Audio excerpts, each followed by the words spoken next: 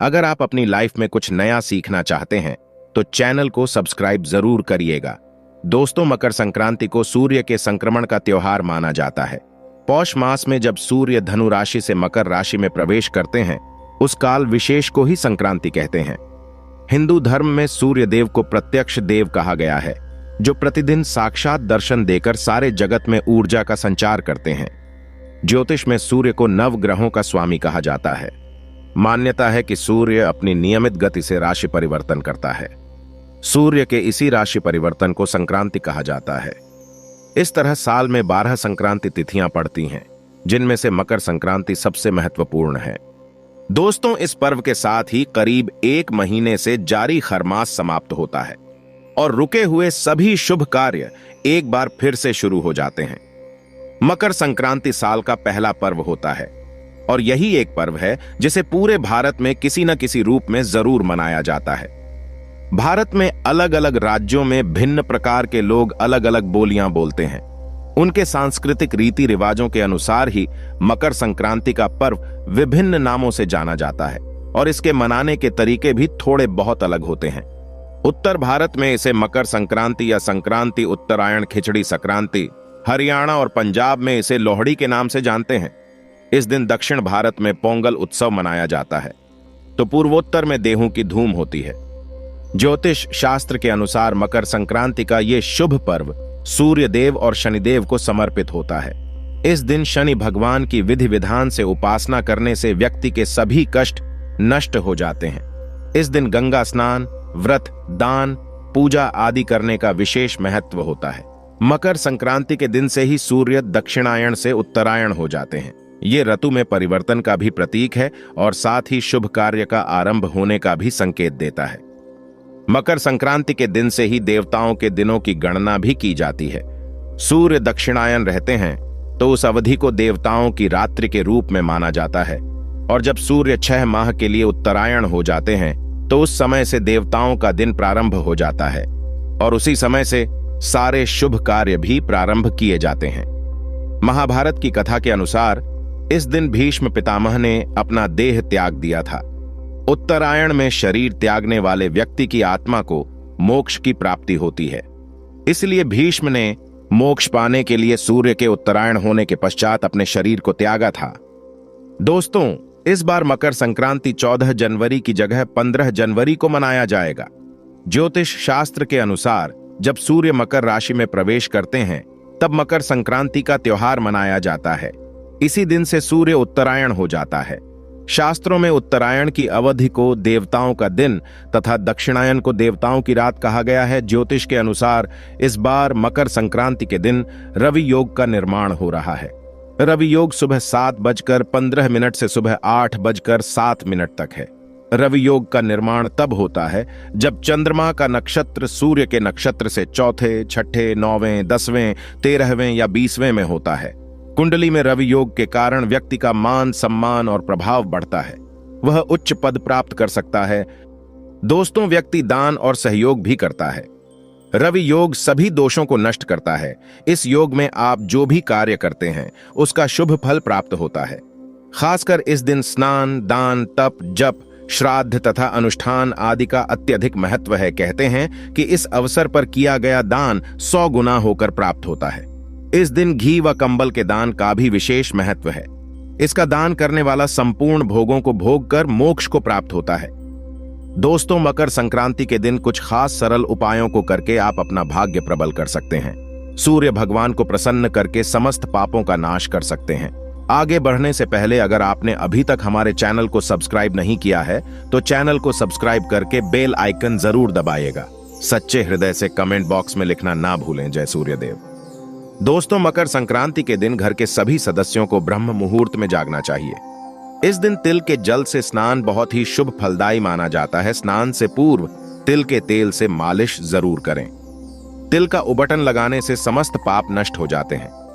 स्नान उपरांत स्वच्छ धुले वस्त्र धारण करें और उसके बाद सूर्य देव को अर्घ्य जरूर दें। सूर्य देव को अर्घ्य देते समय कलश में थोड़े से तिल अवश्य डालें। फिर पूर्व दिशा की ओर मुख करके कुश के आसन पर बैठकर रुद्राक्ष की माला से इस मंत्र का जाप करें। मंत्र है ओम आदित्य विदमहे दिवाकराय धीमहि तन्नो सूर्य प्रचोदयात। कम से कम 5 माला जाप अवश्य करें। इस मंत्र का जाप करने से जीवन की हर परेशानी दूर हो जाएगी। इस दिन मां सरस्वती को नई किताब, कॉपी, पेन, फल, फूल, नए वस्त्र भी चढ़ाए जाते हैं। मकर संक्रांति के दिन आप तिल से मिश्रित भोजन करें।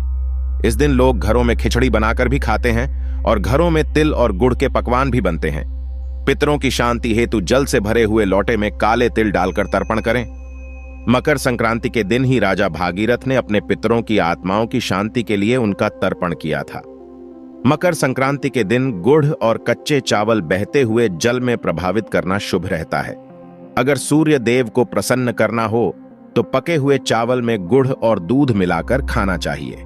ये उपाय करने से भी सूर्य देव प्रसन्न होते हैं और शुभ फल प्रदान करते हैं। मकर संक्रांति के दिन दान का भी विशेष महत्व बताया गया है। शास्त्रों के अनुसार इस दिन किए गए दान का अनंत गुना फल प्राप्त होता है। इस दिन उड़द, चावल, तिल, चूड़ा, गौ सोना, चांदी, वस्त्र इत्यादि का दान करने का रिवाज है। मकर संक्रांति के दिन के दान को महादान की श्रेणी में कहा जाता है। इस दिन किए गए दान से महापुण्य की प्राप्ति होती है। मकर संक्रांति के दिन गरीबों को यथासंभव भोजन करवाएं। इससे कभी भी आपके घर में अन्न और धन की कमी नहीं होगी। विष्णु धर्म सूत्र के अनुसार इस दिन तेल का अधिक से अधिक उपयोग करना चाहिए। इसको लेकर एक पौराणिक कथा श्रीमद् भागवत और श्रीदेवी भागवत पुराण में वर्णित है। दोस्तों, सूर्य देव का परिवार काफी बड़ा है। उनकी संज्ञा और छाया नाम की 2 पत्नियां और 10 संतानें हैं, जिसमें से यमराज और शनि देव जैसे पुत्र और यमुना जैसी बेटियां शामिल हैं। दोस्तों, मनुस्मृति के रचयिता बेबस मत मनु भी सूर्य पुत्र ही है। कथा के अनुसार शनि महाराज का अपने पिता से वैर भाव था, क्योंकि सूर्य देव ने उनकी माता छाया को अपनी दूसरी पत्नी संध्या के पुत्र यमराज से भेदभाव करते देख लिया था। नाराज होकर सूर्य देव ने छाया और उनके पुत्र शनि को अपने से अलग कर दिया। इससे शनि और छाया ने क्रोधित होकर सूर्य देव को कुष्ठ रोग बाधित होने का श्राप दे दिया। पिता सूर्य देव को कुष्ठ रोग से पीड़ित देखकर यमराज जी ने तपस्या की। यमराज की तपस्या से सूर्य देव कुष्ठ रोग से मुक्त हो गए। शनि महाराज और छाया के व्यवहार से क्रोधित होकर सूर्य देव ने शनि महाराज के घर कुंभ, जिसको शनि की राशि भी माना जाता है, उसको जला दिया। इससे शनि और उनकी माता छाया को अत्यंत कष्ट भोगना पड़ा।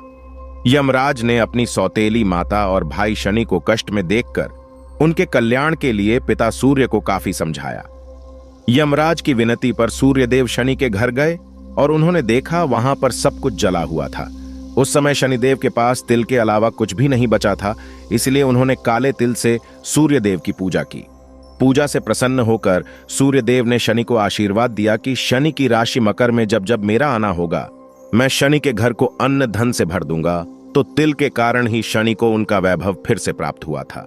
इसलिए शनिदेव को तिल अत्यंत प्रिय है। इस घटना के बाद से मकर संक्रांति पर तिल से सूर्य और शनि की पूजा का नियम शुरू हुआ था। दोस्तों, शनिदेव की पूजा से प्रसन्न होकर सूर्यदेव ने शनि महाराज को आशीर्वाद दिया कि जो भी व्यक्ति मकर संक्रांति के दिन काले तिल से सूर्य की पूजा करेगा, उसके सभी प्रकार के कष्ट दूर हो जाएंगे। और यह भी माना जाता है कि इस दिन तिल से सूर्य की पूजा करने से मनुष्य को आरोग्य और सुख की प्राप्ति होती है तथा शनि के अशुभ प्रभाव भी दूर होते हैं। दोस्तों, मकर संक्रांति के दिन इन कुछ चीजों का ध्यान भी अवश्य रखें। वैसे तो जो लोग इस दिन व्रत रखते हैं वे सभी नियमों का पालन तो करते ही हैं, मगर जो लोग व्रत नहीं रखते हैं उन्हें भी स्नान और पूजा करने से पहले भोजन कभी भी नहीं करना चाहिए। सूर्य देव को अर्घ्य देने के बाद ही कुछ भी आप खाए या पिए। इस दिन किसी गरीब, भिखारी, जरूरतमंद को घर से खाली हाथ भेजने की गलती ना करें। मकर संक्रांति पर गरीब या जरूरतमंद को कंबल का दान भी बहुत ही शुभ माना जाता है। इससे राहु के अशुभ प्रभाव भी दूर हो जाते हैं।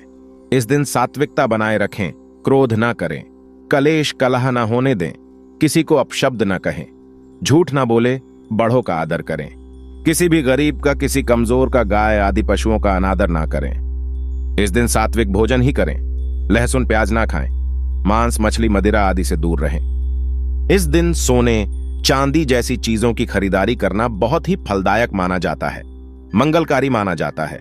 विशेष रूप से आप इस दिन मां लक्ष्मी के चरण पादुका घर पर लाएं, कमल गट्टे की माला लाएं, उन्हें लाल चुनरी चढ़ाएं, लाल सुपारी, इलायची चढ़ाएं। मां लक्ष्मी को प्रसन्न करने के लिए मकर संक्रांति के दिन आप अपने घर में मीठे व्यंजन अवश्य बनाएं और उन्हें अर्पित कर दें। ऐसी कुछ खाने की खास चीजें जो आप मां को अर्पण करते हैं और प्रसाद स्वरूप परिवार के साथ अगर ग्रहण करते हैं तो मां लक्ष्मी प्रसन्न होकर धन की वर्षा करती है। दोस्तों, अब ये बात तो सर्वशुद्ध है कि मकर संक्रांति के दिन तिल और गुड़ के लड्डू बनाए जाते हैं, देवी मां को अर्पित किए जाते हैं और रिश्तेदारों में बांटे जाते हैं। तो तिल गुड़ के लड्डू आप महालक्ष्मी को जरूर अर्पित करें। इस दिन अभिजीत मुहूर्त दोपहर 12:09 से लेकर दोपहर 12:52 तक रहेगा। इस अभिजीत मुहूर्त में तिल गुड़ के लड्डू का प्रसाद परिवार के साथ खाएं और रिश्तेदारों में बांटें। इससे महालक्ष्मी की कृपा से धन की प्राप्ति में सुलभता आती है।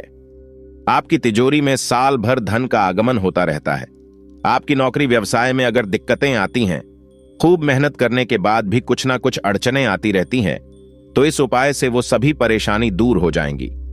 व्यापार में तरक्की होगी, क्योंकि तिल गुड़ का इस दिन सेवन करना, दान करना बेहद ही शुभ माना गया है। दूसरा व्यंजन है खिचड़ी। मकर संक्रांति के दिन चावल और उड़द की दाल की खिचड़ी बनाई जाती है। इस दिन खिचड़ी का दान करना बहुत ही पुण्य फलदायी माना गया है। इस दिन आप कुछ करें या ना करें, खिचड़ी का दान अवश्य कर दें।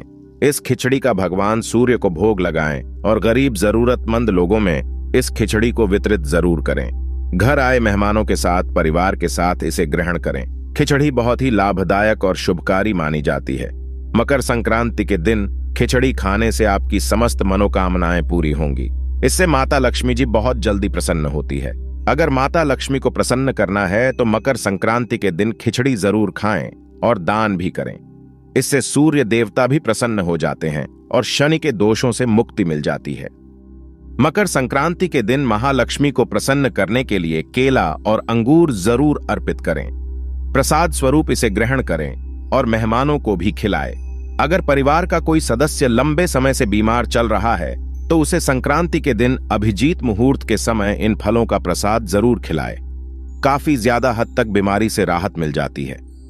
अपने पितरों देवों को प्रसन्न करने हेतु आप इस दिन उनके नाम से पूजा स्थल पर केला जरूर अर्पित करें। इससे पितृदेव प्रसन्न होते हैं, पितृदोषों में कमी आ जाती है। दोस्तों, अगली चीज जिसको खाने से घर में सदैव मां लक्ष्मी जी वास करती है और वो है नमक।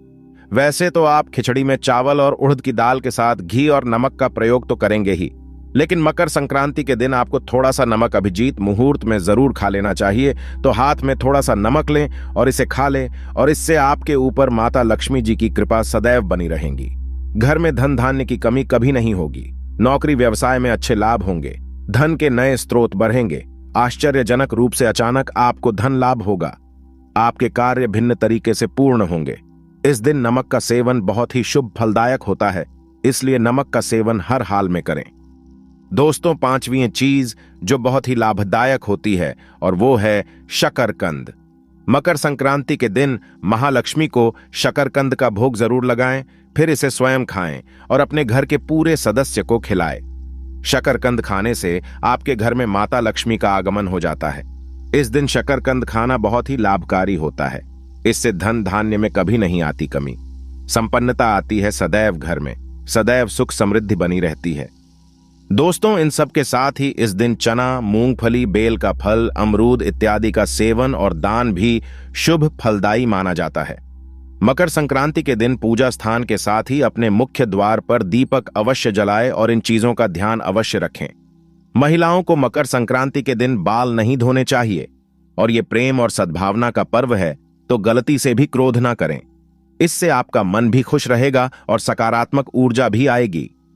इस दिन चाहे घर के अंदर या बाहर पेड़ों की कटाई छटाई नहीं करना चाहिए। शास्त्रों में कहा गया है कि इस दिन दिया गया दान कभी व्यर्थ नहीं जाता।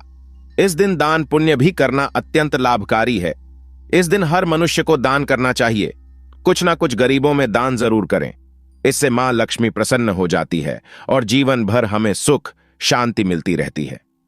तो इस दिन अगर आपके घर पर भिखारी, साधु या कोई बुजुर्ग या कोई भी जरूरतमंद व्यक्ति आ जाए तो उसे खाली हाथ ना लौटाए। पड़ोसियों को भी कुछ ना कुछ अवश्य देना चाहिए। दोस्तों, इस दिन भोजन कराना बेहद शुभ माना जाता है। संक्रांति के दिन गाय को चारे के साथ गुड़ खिलाना चाहिए। सभी देवी देवताओं की कृपा प्राप्त हो जाती है। माना जाता है किसी गौशाला में 14 गुड़ की ढेलियां लेकर जाएं और चारे के साथ गाय को खिलाते समय गाय के चरणों को छूकर आशीर्वाद लेना चाहिए। इससे मनुष्य के सभी पापों का नाश होता है। गौमाता में बसे 33 कोटि देवी देवताओं का आशीर्वाद प्राप्त हो जाता है। तो इस मकर संक्रांति पर यह उपाय जरूर करें। घर परिवार में खुशियां और संपन्नता सदैव बनी रहेंगी। दोस्तों, सच्चे हृदय से कमेंट बॉक्स में लिखें, जय माता लक्ष्मी, माता रानी के लिए एक लायक तो जरूर ही बनता है।